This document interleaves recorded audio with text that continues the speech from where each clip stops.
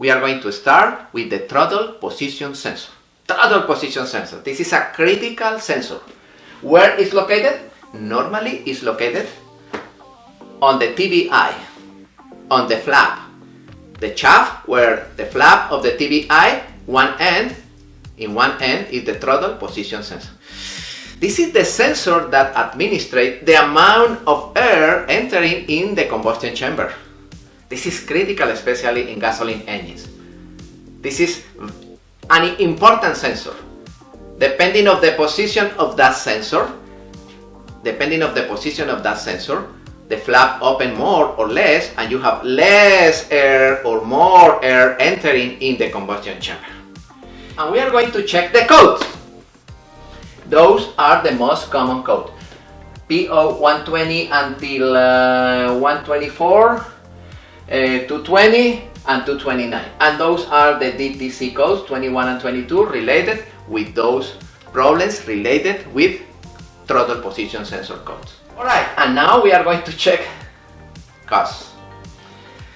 One possibility is the mixture is lean. I need to investigate why the mixture is lean. Or I have problem with the oxygen sensor. Probably the feedback from the oxygen sensor is not good.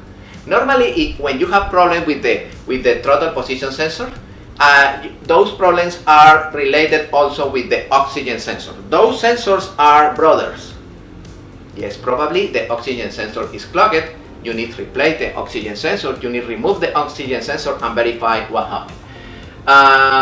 Or probably the sensor is in charge and produce rich mixture. Yeah. Or the sensor is open and produce lean mixture. Don't forget that. If the sensor is open, produce lean mixture. If the sensor is in short, produce rich mixture.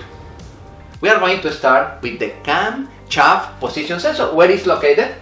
It's located in the block of the engine, bolted in front of the camshaft. In front of the camshaft. In any part in front of the camshaft, in order to verify what is the position of the loads. For that reason, that element works in parallel with the crankshaft position sensor. Okay, my friends, we are going to analyze the symptoms when the camshaft position sensor have problems. The symptoms: misfiring. Yeah, the timing is affected. Remember, timing is directly related with camshaft and crankshaft position sensor. Hard start. Difficult to start. Loss of power. Engine noise, too much noise.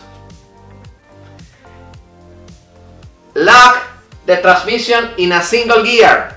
This is a common problem. I'm going to explain in details that situation in our class of transmissions. Alright, my friends, and the solution, check the harness. Check if you have open wires.